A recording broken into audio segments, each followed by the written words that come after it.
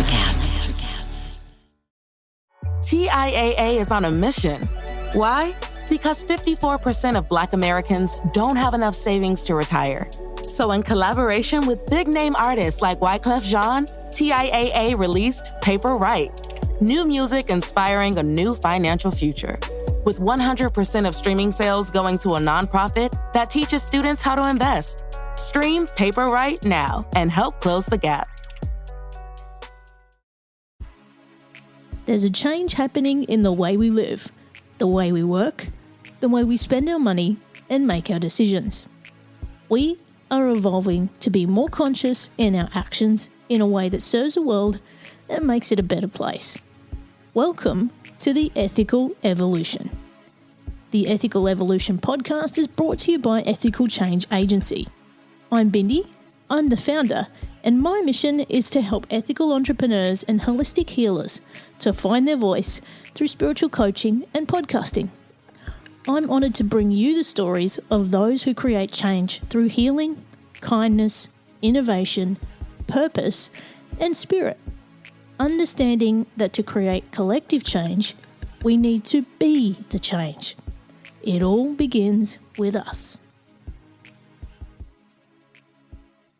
Peter Anthony is an author, speaker, and master in professional communication. As an expert in collaboration, Peter has run workshops for thousands of people in 12 countries over 20 years. He consults Fortune 500 companies to help them achieve better, smarter outcomes from more effective internal and external relationships. His book, Collabradabra, highlights the 6 moments that matter to maximise collaborative outcomes, one conversation at a time.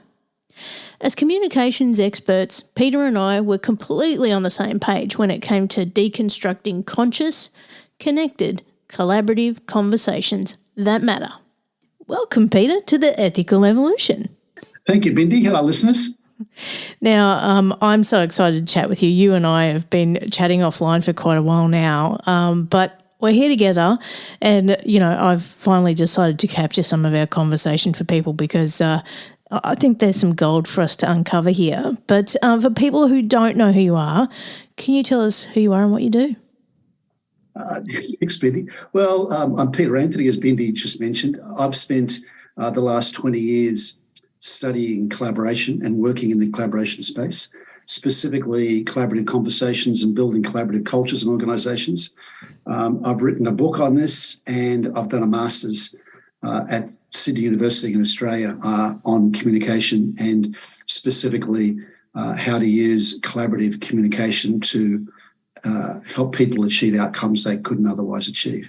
So that's my mission. That's what I love. It's a very narrow niche, but it's one I continue to love. I've worked in 12 different countries over 20 years in almost every corporate environment you can think of. And I'm still going strong.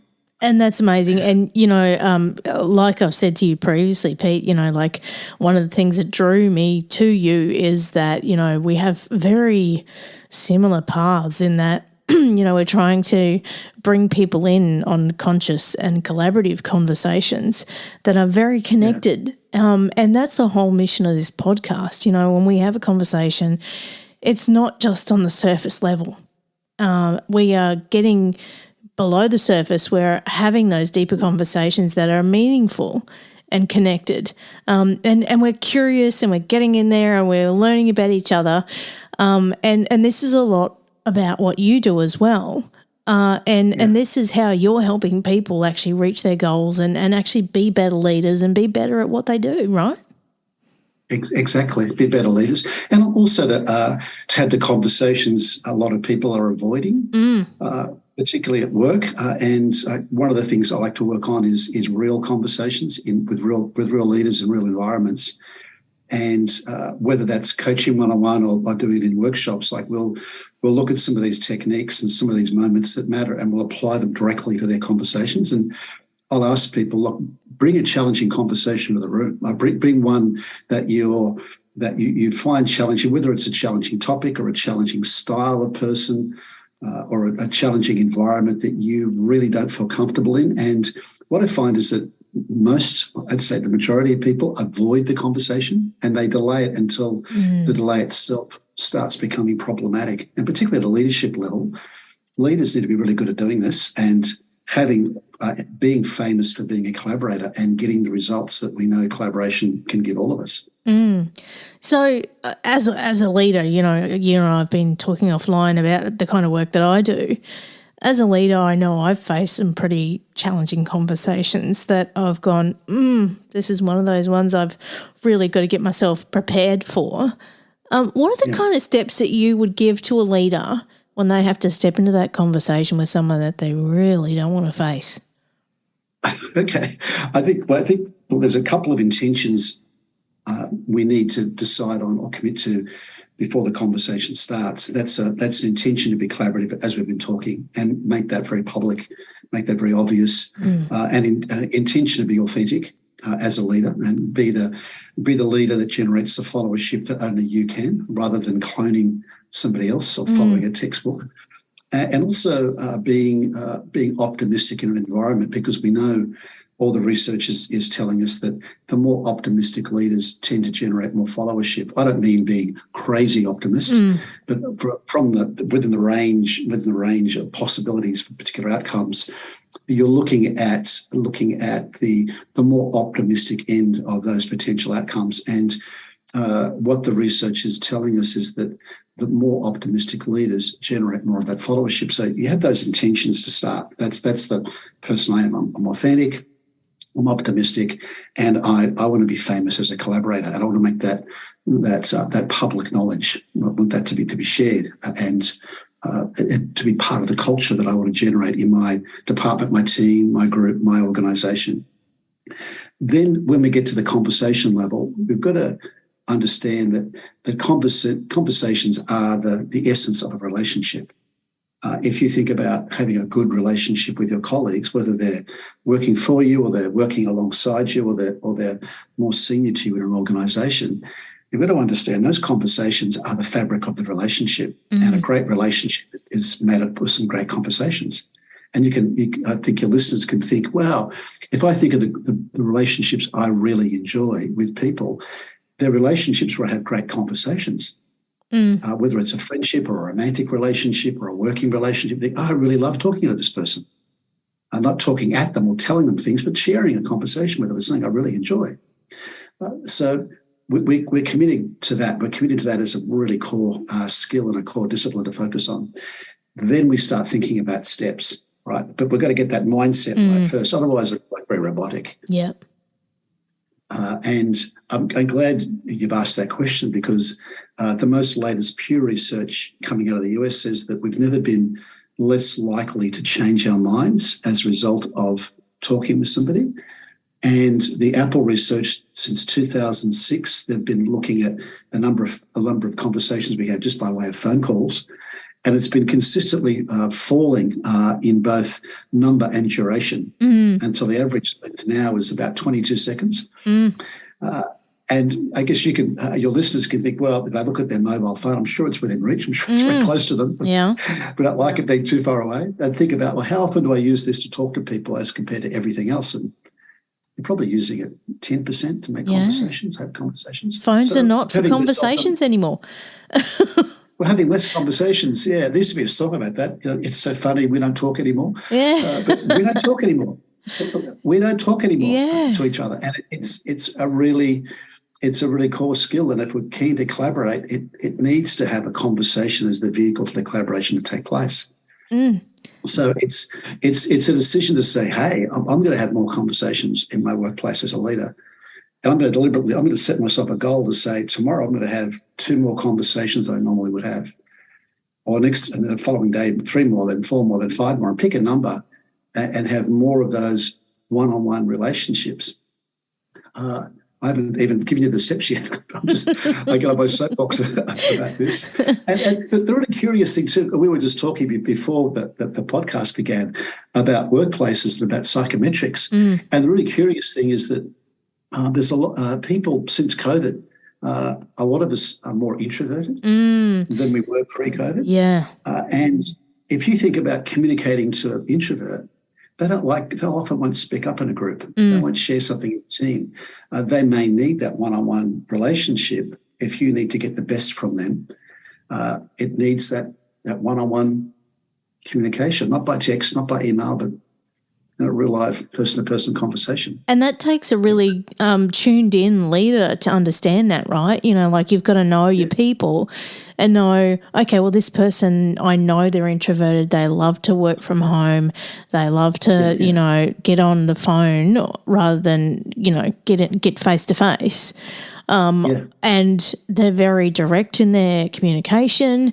Like when you pick up all those cues, it actually gives you that leverage to know how to communicate with them better and get the best out of them. Exactly. And often you'll find that some of your best technical professionals in any environment, they're often more introverted because they like to spend more time with things and studying things and people. So you can get some really unique insights from them when you learn to crack them in terms of conversation. And when you do, they'll be loyal forever.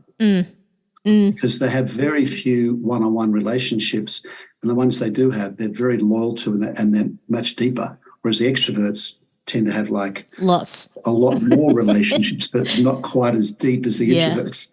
So they're harder to crack at first, but the treasure in their minds, in their hearts, is often worth the trouble, or worth trying. If you like, from a personality perspective, which is obviously important to look at. So you want to talk about steps? Well, yeah. I mean, like I've spoken to you about, what I've picked up through all of the hundreds of conversations I've had through podcasts.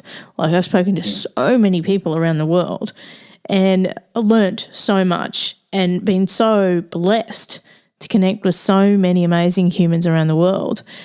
And there's been a few things I've picked up along the way, that I've taken with me that I can go, if I want to have a really connected conversation, these are the kind of things I need to do. And this is the formula that I've kind of developed. But I'm really curious because this is where you and I are in the same boat and we're going, like we know what this is. I want to hear it from you. Like what works for you? Well, what works for me is, and what works for a lot of people that I've worked with. So it's more not just an opinion; it's something that I've I guess road tested again and again and again.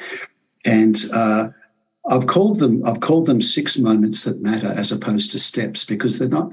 I don't look at a conversation as something that's hugely structured or has steps in it. I like the moments, and the leaders and listeners that we're talking to now would be highly tuned to when you are invested in a relationship with someone. You're very tuned into where they are and when these moments might take place. And the first of those moments takes place before you even start the conversation.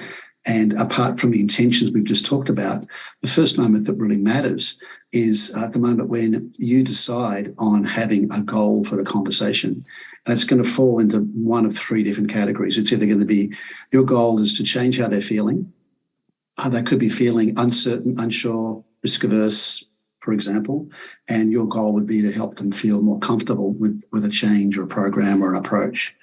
Or it might be a thinking goal, like they have a way of thinking about something that's not as advantageous as it could be. So your goal is to help them change how they're thinking, or it might be change what they're doing. Like they're doing something that's not working as well as it could, and you want to introduce a new behaviour or a new way of working in a particular environment. So you're thinking, or it could be a combination of those. So it could be wanting to change, get them more comfortable with a new way of working. Like, so I've got both. So I've got that in mind. And with that in mind as a goal, I'm thinking, where are they now before the conversation starts?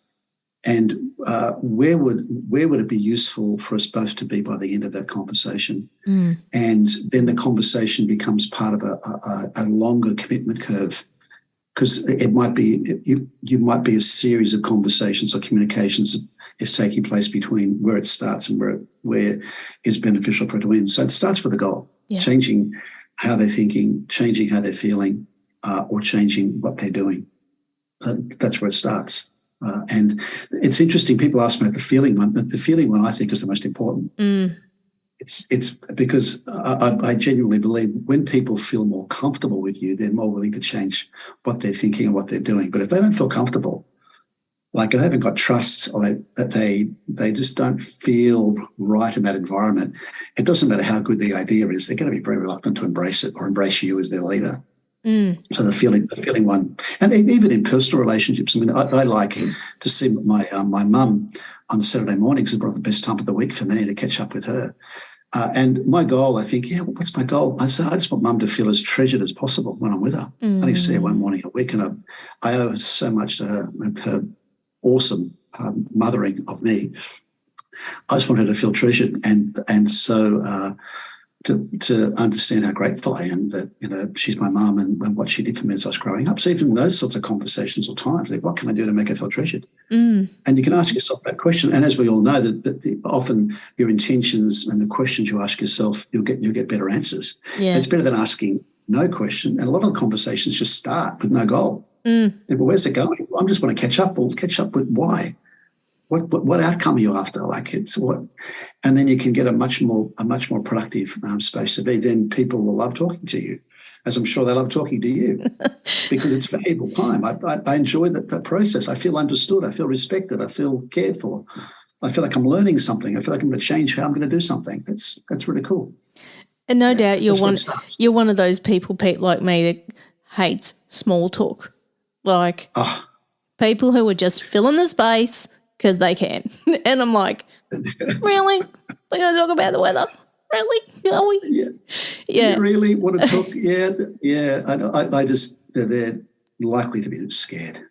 There's something scaring them. That's what I feel. There's something that they're very vulnerable about, very scared about that, and they just... It's almost like a wall, isn't it? It's like, yeah. Yeah, a big one. But it's awesome. It's awesome what you can learn from conversations, as I'm sure you and your listeners would no doubt know. And I think one of the reasons why your podcast is so popular and why other podcasts are very popular is because people love hearing great conversations between people. It's part of our DNA to learn by conversations and listening to how people are talking to each other. It's very cool. And I know we've started talking about steps and goals and all of that kind of thing, and I know we've been talking about very workplace kind of focused conversations, but, you know, when we get to family and we get to relationships, it can get a little bit tricky, right? You know, like when you've got to have those really challenging conversations, or, you know, you've really got to put yourself out there and be quite courageous and brave and say things that you don't want to say. How do you face that? Wow, that's well. I think family and relationships are a little different, but they're similar.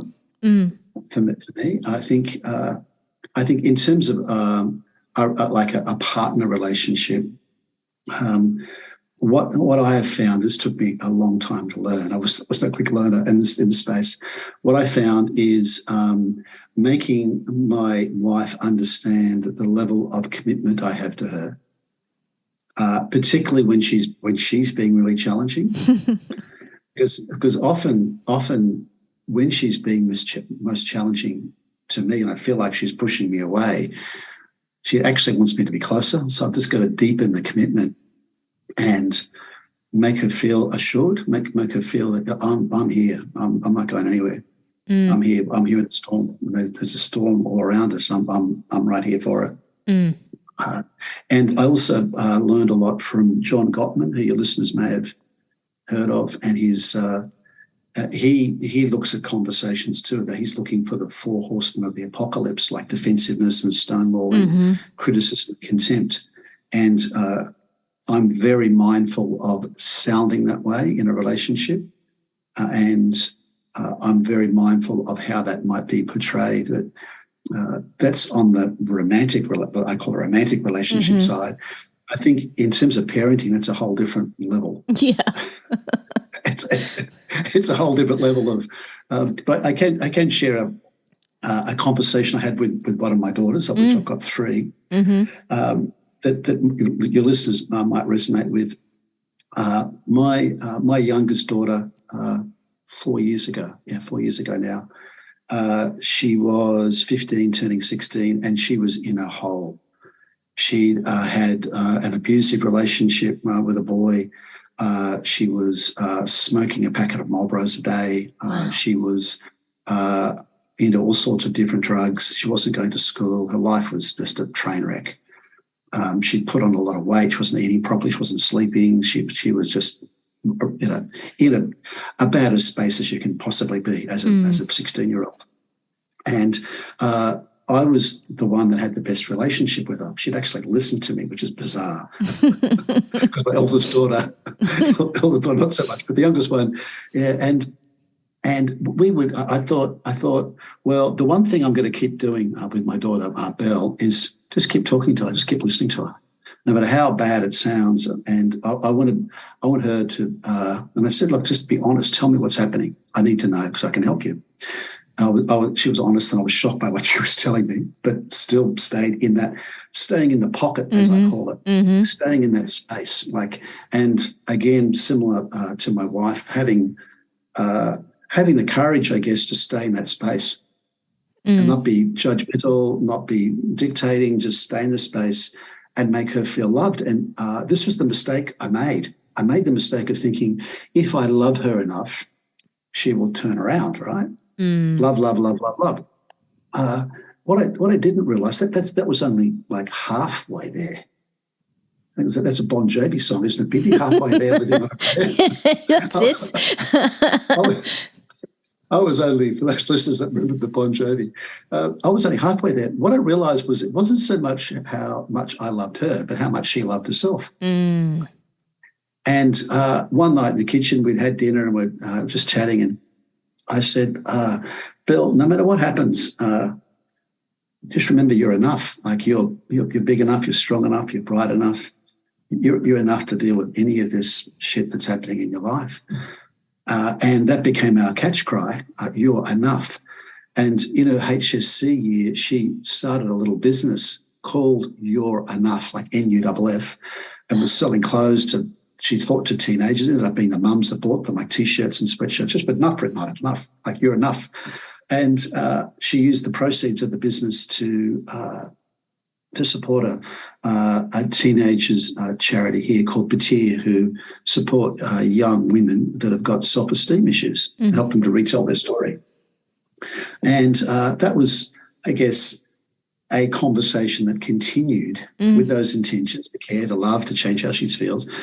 But there needs to be a contribution from them too, that we need to help them change how they feel, not just us tell them how we feel. And it was a huge learning for me because I work in the corporate space, and it was a huge learning. It took over a year, over a year. And now she took a year off school, but she finished her HSC. She's now at university.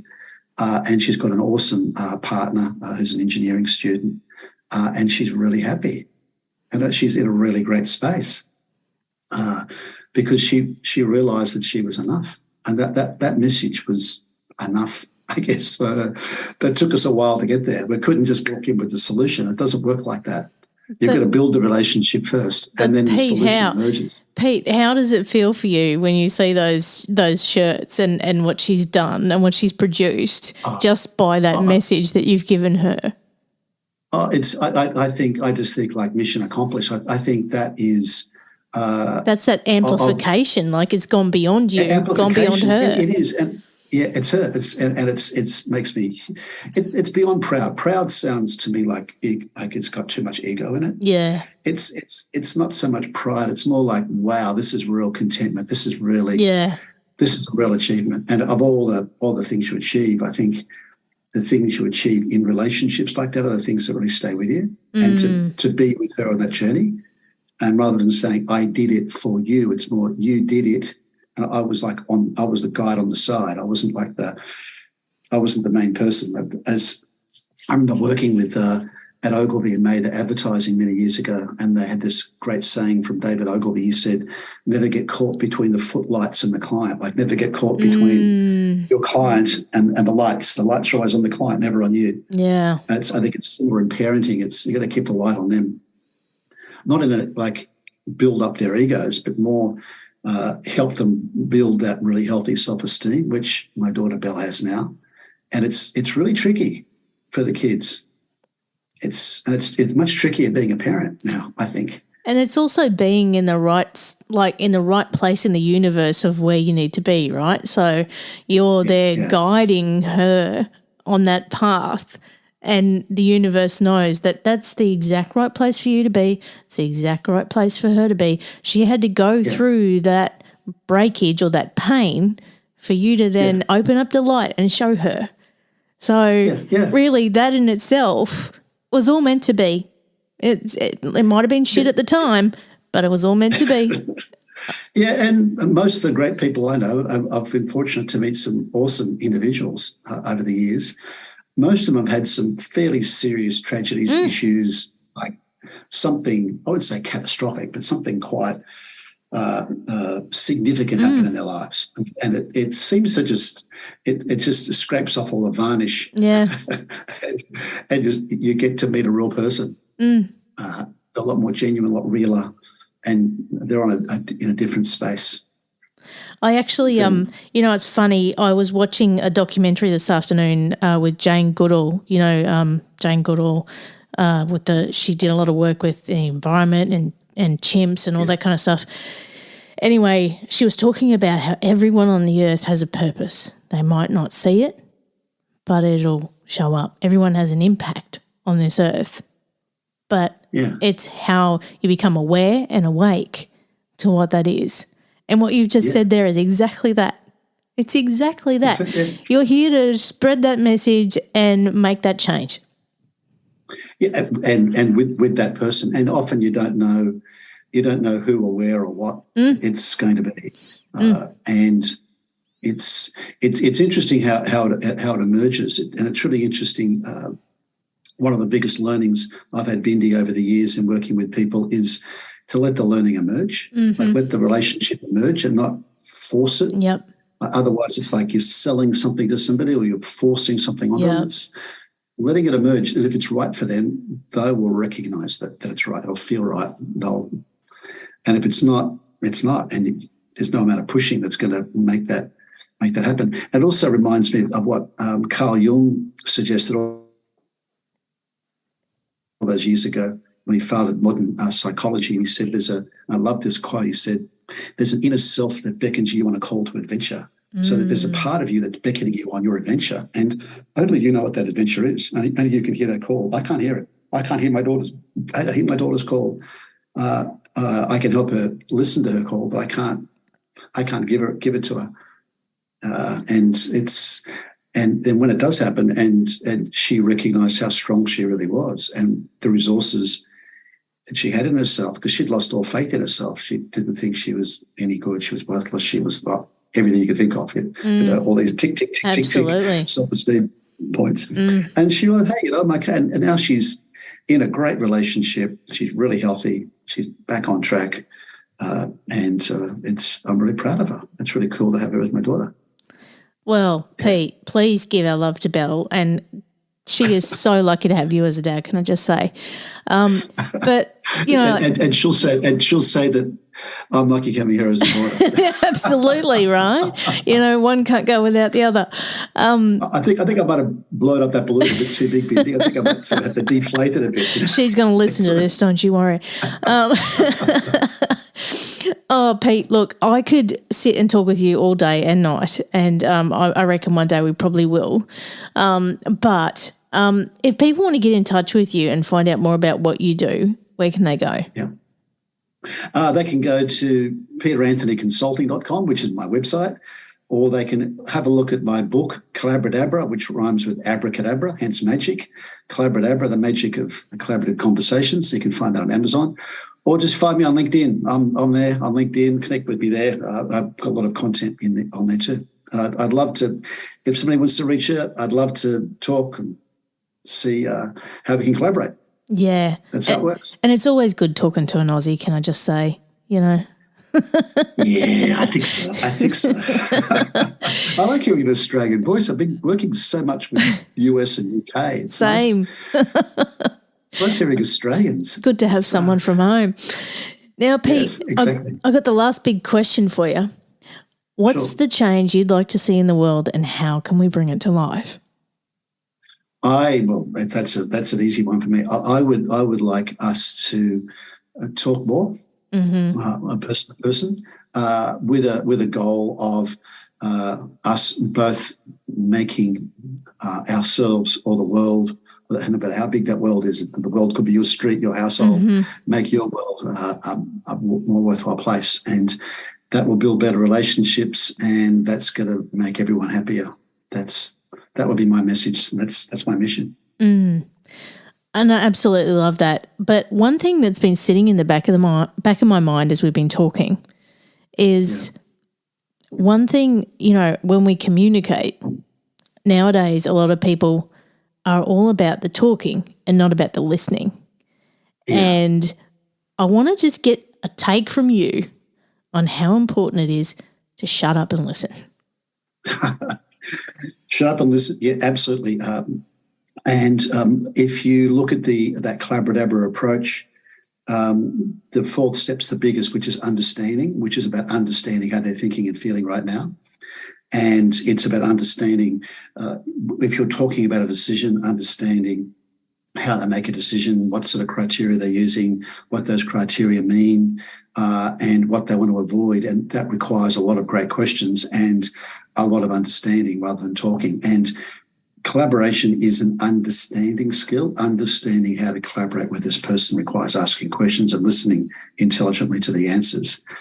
And that's the secret sauce, if you like, rather than talking or telling somebody something, which is more selling, which we all know doesn't work. So absolutely. And it's surprising what you'll know. And it's interesting too, what I've found is that if you're willing and able to listen and invest in them by asking them questions and listening intelligently to the answers, they're more willing and able to adjust their thinking to suit something else that you might recommend to them.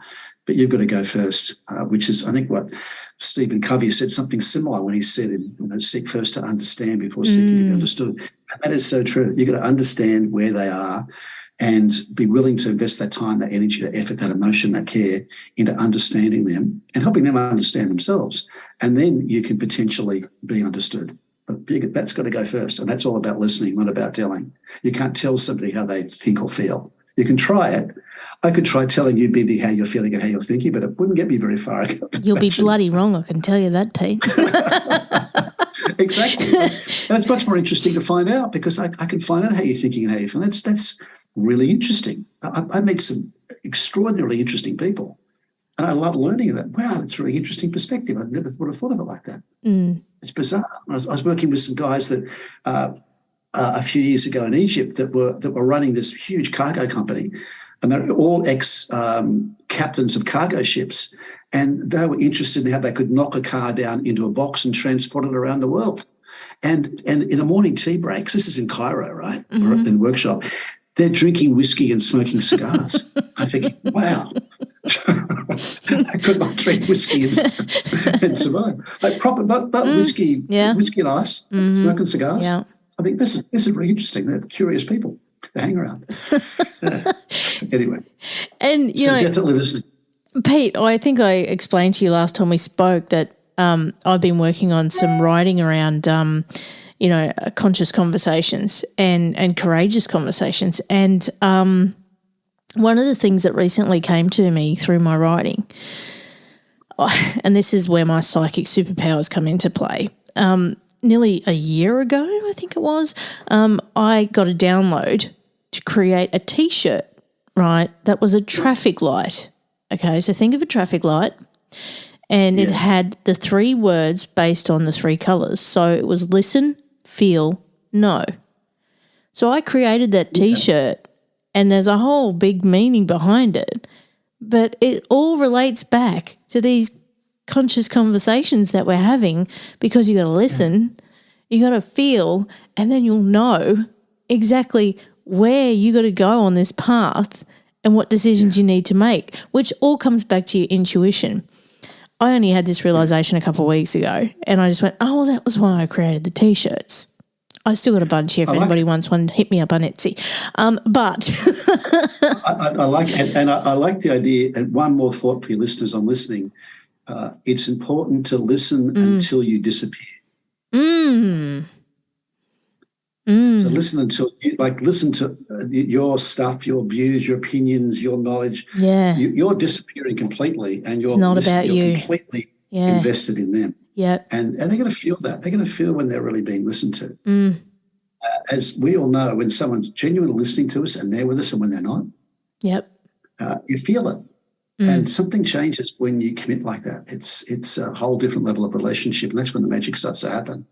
You're not there anymore. You've disappeared. And that's what happens to me in this podcast, Pete. Seriously, that's what happens. I can still see you, Mindy. I'm still here, I think.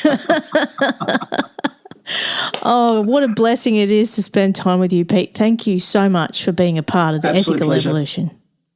It's been great speaking with you, Mindy, and I hope the listeners have got some value from our conversation tonight. Thanks for listening to the Ethical Evolution podcast. If you're ready to be the change and would love to work with me on finding your voice through spiritual coaching or creating your own podcast with impact, visit ethicalchangeagency.com.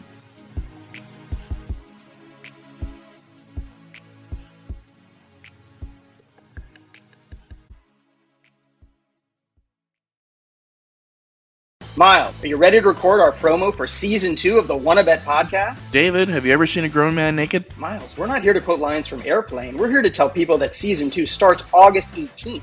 But I like Airplane. I know you do, but Wanna Bet is a sports betting podcast. Each week we bet $1,000 on the NFL teams and games that we love. Well, that sounds like fun. It is fun. And last year you picked over 60% of your games correctly. How'd you do? We're not talking about that. We are telling people that they can find us every Friday. So no more movie quotes. Roger.